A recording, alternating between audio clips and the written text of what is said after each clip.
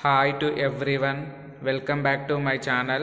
Today topic bearings problem 3.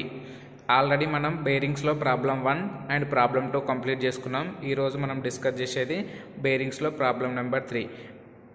Problem number 3 discuss చేసేదానికంటే ముందు మీకు ఈ వీడియో నచ్చితే సబ్స్క్రైబ్ చేసుకోండి. అట్లనే మన ఛానల్లో ప్రీవియస్ వీడియోస్ చూసి ప్రీవియస్ కంటెంట్ మీకు నచ్చితే లైక్ చేయండి, షేర్ చేయండి.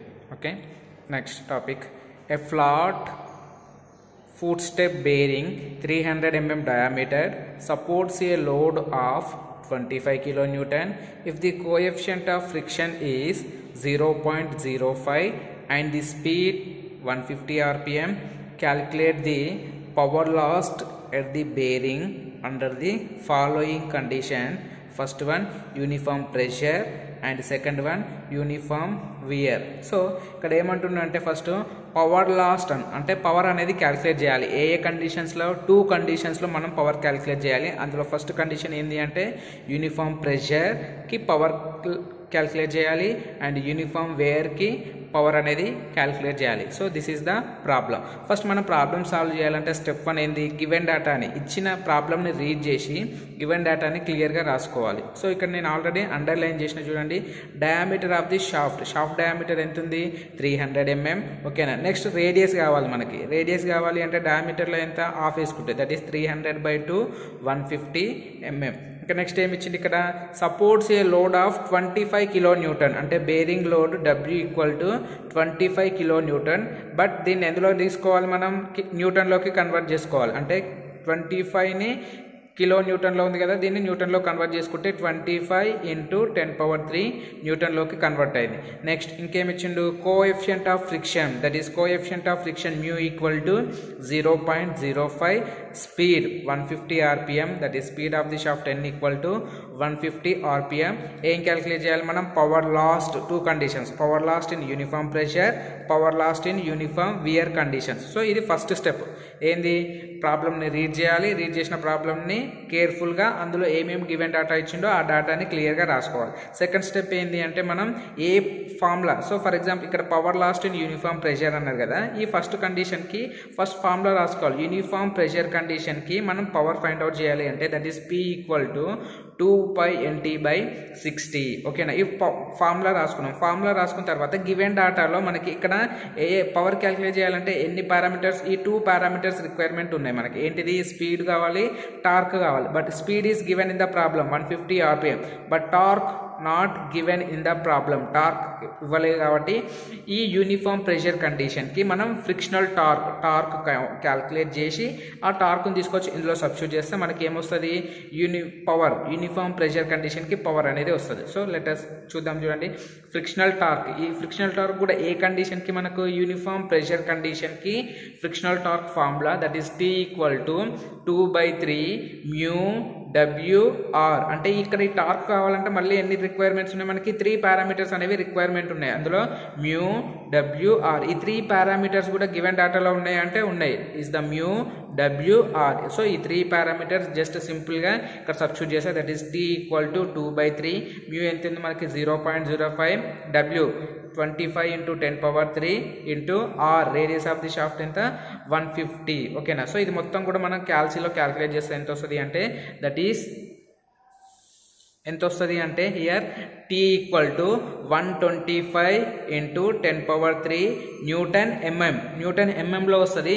దీన్ని మనం న్యూటన్ మీటర్లోకి కన్వర్ట్ చేసుకోవాలి. సో న్యూటన్ 1 mmకి ఎంత, 1000 మీటర్, 1 మీటర్కి ఎంత 1000 mm కాబట్టి so here T equal to 125 newton metre. So మీకు ఇక్కడ ఒక డౌట్ రావచ్చు, న్యూటన్ ఎంఎంలో ఉన్నదాన్ని న్యూటన్ మీటర్లోకి ఎందుకు కన్వర్ట్ చేసుకోవాలి అంటే, సో ఇక్కడ ఏంటి అంటే మనకి ఇక్కడ టార్క్ అనేది ఓన్లీ షూటబుల్ ఫర్ పవర్లో ఉన్న టార్క్, పవర్ ఫామ్లో ఉన్న టార్క్ అనేది that is only suitable for newton మీటర్స్లో మాత్రమే షూటబుల్ కాబట్టి ఇక్కడ న్యూటన్ ఎంఎంలో వచ్చింది. దట్ న్యూటన్ ఎంఎంని ఎందులో కన్వర్ట్ చేసుకున్నాం మనం, న్యూటన్ మీటర్లోకి కన్వర్ట్ చేసుకున్నాం. ఎంత వచ్చింది మనకు, 125 న్యూటన్ మీటర్. సో ఇప్పుడు power lost in friction for a condition की యూనిఫామ్ ప్రెషర్ కండిషన్ की that is P equal to 2π/NT/60. ఇప్పుడు ఏం చేసిన మనకి గివెన్ డేటాలో ఉంది టీ ఇక్కడ క్యాలిక్యులేట్ చేసినాం. సో ఈ ఎన్ టీ సబ్స్టిట్యూట్ చేస్తే దట్ ఈస్ 2π ఇంటూ ఎన్ ఎంత 150, టీ ఎంత 125/60. సో దెన్ లాస్ట్ పవర్ ఎంత వచ్చింది 1962.5 kW.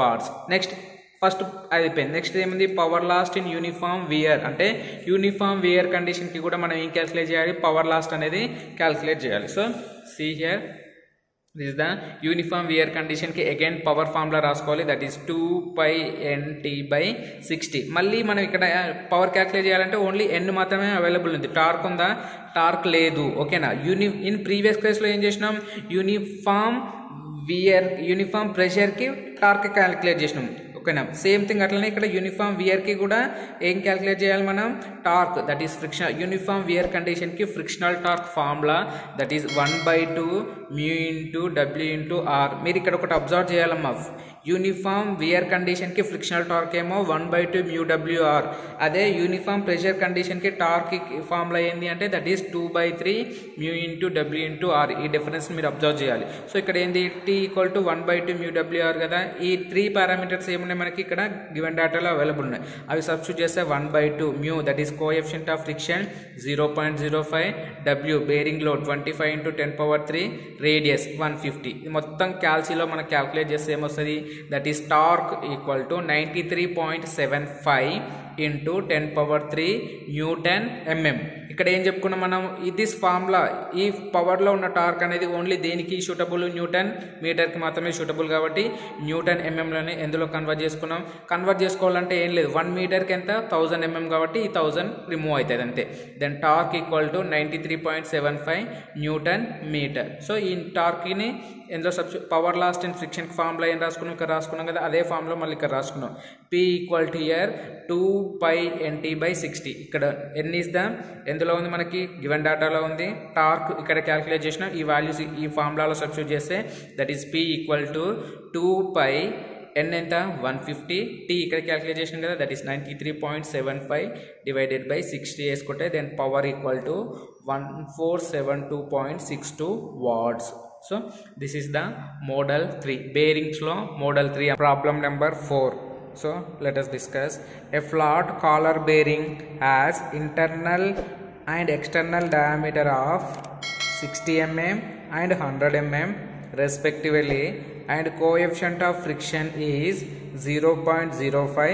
Assuming the pressure is uniform at 0.14 Newton per mm square, calculate the power lost in the friction at a speed of 5 revolutions per second. ఓకేనా.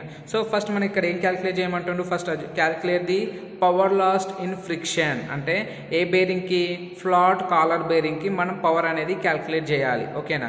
So first step ఏంది, మనం given డేటాని, so ఇక్కడ మనం నేను ఏం చేసిన ఇక్కడ రెడ్ పెన్ తోటి అండర్లైన్ చేసిన డేటాని. సో ఫస్ట్ గివెన్ డేటాని రాసుకుని చూడండి. External diameter that is D equal to ఇక్కడ ఎంత ఇచ్చిండు 100 mm, internal diameter small d equal to that is 60 mm. ఓకేనా. సో ఇక్కడ ఎక్స్టర్నల్ డయామీటర్ కదా, మనకి ఎక్స్టర్నల్ రేడియస్ కావాలంటే ఇక్కడ ఏం చేస్తున్నాం, డయామీటర్లో హాఫ్ దట్ ఈస్ 100లో హాఫ్ 50. ఓకేనా. Same thing internal diameter D equal to 60 mm కదా, ఇందులో half R equal to 30 mm. Next coefficient of friction mu ఇచ్చిండు, ఎంత ఇచ్చిండు, ఇట్ ఈస్ 0.05, అది ఇక్కడ రాసుకున్నాం. నెక్స్ట్ ప్రెషర్, ఓకే ప్రెషర్ ఎంత ఇచ్చిండు 0.14 Newton/mm² రాసుకున్నాం, 0.14 Newton/mm². Next speed is given that is 5 revolutions per second. ఇది మనకి ఇచ్చిన డేటా. నెక్స్ట్ ఇంకేం క్యాలిక్యులేట్ చేయమంటుండు, power lost in friction at uniform pressure condition. అంటే యూనిఫామ్ ప్రెషర్ కండిషన్ దగ్గర మనం పవర్ అనేది క్యాలిక్యులేట్ చేయాలి. ఓకేనా. సో ఫస్ట్ ఈ స్టెప్ ఏమంటారు, గివెన్ డేటా రాసుకున్నాం కదా, ఇప్పుడు ఏంది పవర్కి ఫార్ములా రాసుకోవాలి. సో ఇక్కడ పవర్కి ఫార్ములా ఏంది, P equal to 2πnt.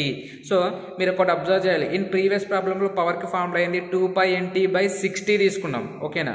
But అక్కడ ఎందుకు మనకి రివల్యూషన్ స్పీడ్ అనేది, ఈ స్పీడ్ అనేది రివల్యూషన్స్ పర్ మినిట్లో ఇచ్చిండు, బట్ ఇక్కడ రివల్యూషన్స్ పర్ సెకండ్లో ఇచ్చిండు కాబట్టి డైరెక్ట్ ఇక్కడ ఫార్ములా ఏం తీసుకున్నామంటే P ఈక్వల్ టు 2πnt. ఓకేనా. సో ఇక్కడ మనకి సేమ్ ప్రీవియస్ మోడ్లో మేము ఇక్కడ పవర్ క్యాలిక్యులేట్ చేయాలి అంటే న్యూ దట్ ఈస్ స్పీడ్ కావాలి అండ్ టార్క్ కావాలి. బట్ ఇక్కడ ఓన్లీ మనకు స్పీడ్ మాత్రమే అవైలబుల్ ఉంది. టార్క్ క్యాలిక్యులేట్ చేయాలి. ఏ టార్క్ క్యాలిక్యులేట్ చేయాలి? ఏ కండిషన్కి? యూనిఫామ్ ప్రెషర్ కండిషన్కి frictional torque that is T equal to 2/3 new W.